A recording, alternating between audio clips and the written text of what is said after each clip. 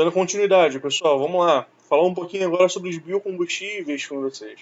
Essas também são fontes de energia muito utilizadas no Brasil, especialmente ali a partir da década de 70, quando aconteceu a tal da crise do petróleo, né, em 73, e o Brasil começou a utilizar um outro recurso, né, o etanol, e fez um programa conhecido como Proálcool, né, incentivando a população a consumir álcool, substituindo a gasolina como principal combustível. Beleza? Os biocombustíveis são geralmente divididos em duas categorias, o etanol e o biodiesel, certo? O etanol é um álcool, beleza? Que pode ser extraído do milho, pode ser extraído da cana-de-açúcar, como é o caso do Brasil, também pode ser extraído da beterraba, tudo bem? E o biodiesel é um óleo extraído de vários outros recursos vegetais, como a soja, a mamona, o dendê, a canola, o algodão, e no caso da região norte do Brasil, o babaçu, beleza? Aliás, da região norte e em boa parte da região nordeste, naquela sub-região conhecida ali como o meio norte do país, beleza? Tudo bem? Então, assim, basicamente biocombustíveis, eu quero que vocês entendam que são extratos extraídos aí, nesse caso, de recursos vegetais, certo? Alguns pontos positivos, né? Eles são renováveis, porque você pode plantar de novo esses recursos, beleza? É uma energia limpa, quando comparado, obviamente, ali ao carvão mineral, que tem uma capacidade de produção de CO2 muito grande, o que não significa que é uma produção 100% limpa, mas é mais limpa do que esses combustíveis fósseis como um todo, beleza? Mas tem alguns pontos negativos, e esses aí estão... cada vez mais a gente percebe a presença deles em provas, então é bom vocês ficarem atentos, tá legal? Os pontos negativos, um deles é que essa produção está muito ligada à concentração de terras, né? Boa parte dos produtores dessas monoculturas que são utilizadas para a produção do etanol e do biodiesel são grandes latifundiários, beleza? E isso aumenta em grande medida a concentração de terras nas mãos dessas pessoas, que vão ganhando muito dinheiro e vão aumentando as suas posses ano a ano, certo? Então a concentração de terras, ela acaba sendo, infelizmente, uma das consequências desse processo aí de produção de biocombustíveis, o que acaba gerando também desemprego rural em alguma medida, né? Porque a população ela passa a não ter acesso à terra, não consegue produzir então para si mesmos, né, ali pensando na lógica de produção de subsistência, ao mesmo ponto em que essas produções aí de monoculturas são altamente mecanizadas, ou seja, elas não precisam de mão de obra abundante. Então uma consequência também disso no campo é o desemprego rural, tá legal? Tem uma quantidade grande aí de impactos ambientais, né, especialmente porque você destrói parte daquela vegetação local, você destrói parte da biodiversidade vegetal e também da biodiversidade animal, né, porque você acaba diminuindo o habitat desses animais para produzir simplesmente monoculturas, aquilo que a gente costuma chamar de grandes desertos verdes, né? A produção de soja no Brasil, por exemplo, é muito isso. Tudo bem?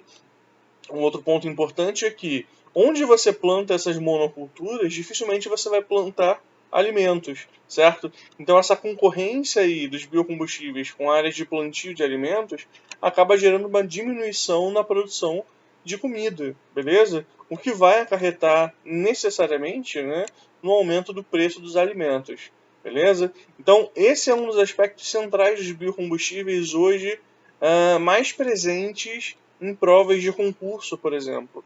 É a relação disso com a questão da fome, beleza?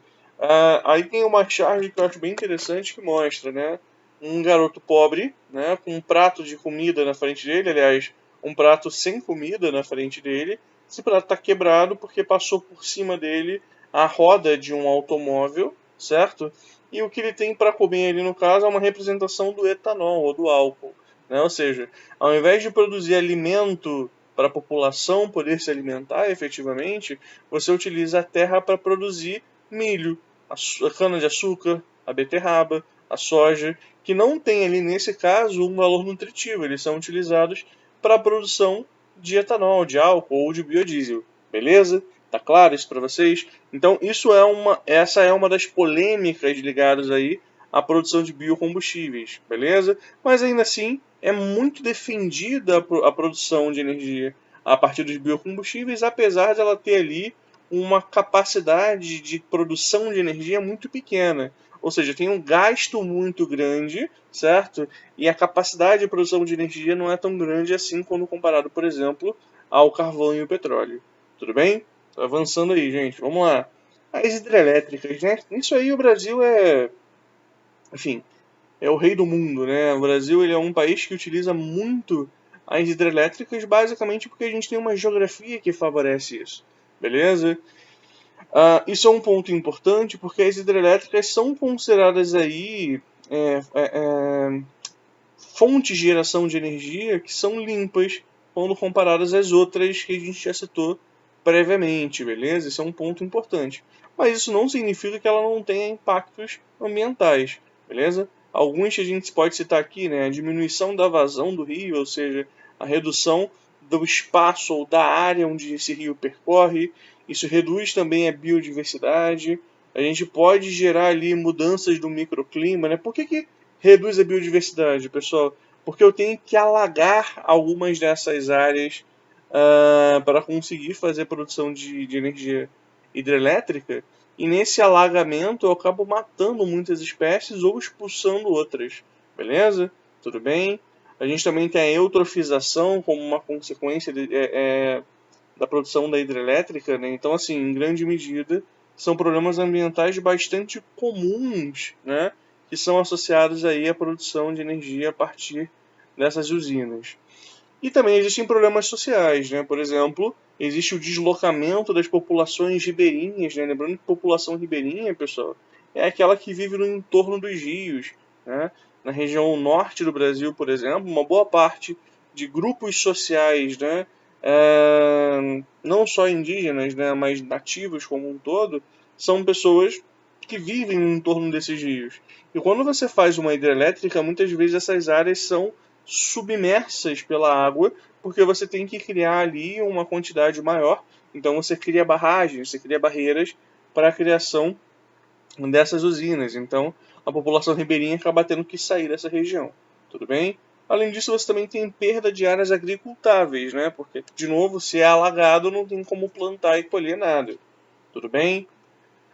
Também tem energia nuclear. A gente pode aqui apontar alguns pontos importantes, mas eu acho que o primeiro deles é explicar como é que funciona esse negócio, tá legal? Então eu vou tentar explicar da maneira mais simples possível. A energia nuclear ela funciona a partir de um princípio conhecido como fissão nuclear. O que significa isso? Eu pego o átomo de dois elementos que podem ser considerados radioativos, certo? E eu faço eles se chocarem em uma alta temperatura e uma alta pressão. Esse choque vai fazer com que o núcleo desse átomo ele se quebre, certo? Então eu pego dois átomos, por exemplo, o átomo de urânio, certo? E faço eles dois se chocarem numa velocidade muito grande. Esse choque dos dois faz com que eles se quebrem, e esses dois átomos de urânio originais vão se quebrar e formar mais dois. Essa quebra, essa fissura do átomo vai gerar uma quantidade de energia e essa energia ela tem uma forma de calor, tudo bem? E é justamente o calor que vem dessa fissão nuclear que é utilizado para a geração da energia, tudo bem? Ela é uma fonte, essa fonte nuclear é uma fonte limpa, tudo bem? Como eu já falei para vocês, né, o urânio ele é muito utilizado aqui no Brasil. Nos Estados Unidos se utiliza muito o plutônio também como recurso dessas usinas nucleares. No caso do Brasil é sempre bom lembrar, a gente utiliza pouquíssimo nessa essa fonte de energia. A gente tem basicamente aqui no Rio de Janeiro as usinas de Angra, né, que não tem uma capacidade de produção de energia tão grande assim. Aliás, tem até uma boa capacidade de produção, mas não é tão utilizada. Beleza? No mundo, a gente pode associar aí que a energia nuclear ela tem alguns pontos positivos. Por exemplo, ela não emite CO2, né? Ela não tem uma queima, como é o caso, por exemplo, do carvão mineral, do petróleo ou do gás natural. Então, ela não emite tanto CO2, certo? Ela não depende do clima, e isso é um ponto importante do ponto de vista econômico, né? Porque depender do clima é um problema. Então, por exemplo, quando eu penso lá nos biocombustíveis que a gente falou há pouco, se tem uma geada, minha produção de açúcar, minha produção de cana de açúcar, ela foi por água abaixo. a minha produção de babaçu foi por água abaixo, se tem ali um período de seca extrema, né? Então, assim, a produção nuclear não, ela não depende do clima, tudo bem? Ela é altamente rentável, ou seja, ela tem uma capacidade de produção de energia muito grande, mas também tem pontos negativos. Por exemplo, uma questão central em boa parte dos países que utilizam, como é o caso do Japão, o que a gente faz com o que sobra desses elementos? Né? O que a gente faz com esse lixo nuclear? Geralmente o que você faz é criar ali grandes tanques e colocam esse material submerso, né, em uma quantidade grande de água e se espera que ele, ao longo do tempo, perca a sua radioatividade, certo? Ou seja, ele tem uma capacidade menor de poluir a natureza e trazer ali transformações em função da sua radioatividade, beleza? E outro problema importante é que a gente tem aí, nesse caso, uma possibilidade de acidentes muito frequente, né? O caso, por exemplo, de acidentes como o de Fukushima, que aconteceu em 2011, né? O acidente do Césio em Goiânia, né? Que aconteceu na década de 80 aqui. Enfim, tem uma série de acidentes muito conhecidos no mundo inteiro, sendo Chernobyl o principal, certo? E também tem um alto custo, ou seja, para eu conseguir produzir energia nuclear, eu preciso de uma quantidade de tecnologia muito grande, o que necessariamente vai trazer aí como consequência um gasto muito elevado. Tudo bem? Aqui algumas imagens para a gente poder problematizar isso, né? Uma imagem de Chernobyl, lembrando que esse acidente ele tomou a proporção que ele tomou justamente porque houve ali uma irresponsabilidade por conta dos responsáveis, porque os caras souberam que teve o acidente, mas para não gerar uma polêmica muito grande em torno disso, eles resolveram não falar para a população. Então as pessoas começaram a ter contato com essa radiação, respirar esse ar radioativo, certo? Começaram a ficar doentes, beleza? Eles não faziam ideia do que estava acontecendo, beleza? E é bom lembrar que o material da explosão de Chernobyl, né, e o material, ele foi se deslocando pela atmosfera com a convecção das massas de ar e tudo mais, e alcançou várias regiões próximas de Chernobyl. Lembrando que Chernobyl fica ali no norte da Ucrânia, beleza? Na época ainda parte da União Soviética. Essa é a imagem da explosão, certo? Um acidente de proporções muito grandes e que tem reflexos até hoje, né? Outro acidente conhecido também é o acidente de Fukushima, né, que aconteceu no Japão, na cidade de Fukushima, e especificamente esse acidente ele aconteceu depois de uma tsunami. A tsunami ela atingiu o sistema de produção de energia e impediu que o núcleo, né, ou a região central da usina, recebesse uma determinada quantidade de água fria e gelada que era utilizada para resfriar o reator. E aí, sem água, ele superaqueceu, gerou uma fissão e ele acabou explodindo. Beleza? Também é um acidente muito lembrado em provas. Então, aí trouxe dois acidentes para que vocês possam reconhecer. Pode ajudar vocês numa prova não só de geografia, mas enfim, também de química, física ou mesmo história. Vamos avançar então para poder encerrar.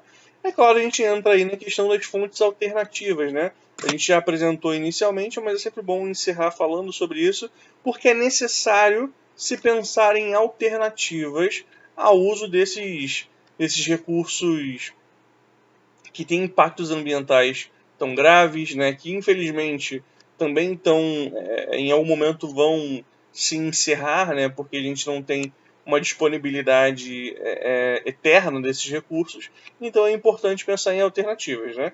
E algumas alternativas são muito interessantes, como é o caso da energia eólica, né, que a gente viu lá no começo, a energia dos ventos, a energia solar, a energia geotérmica, que, como eu disse, né, utiliza o calor do interior da Terra, a maré motriz utiliza a força das marés, a biomassa também, né, que está associada aí a queima de recursos vegetais, né? Lembra que eu falei do biodiesel para vocês?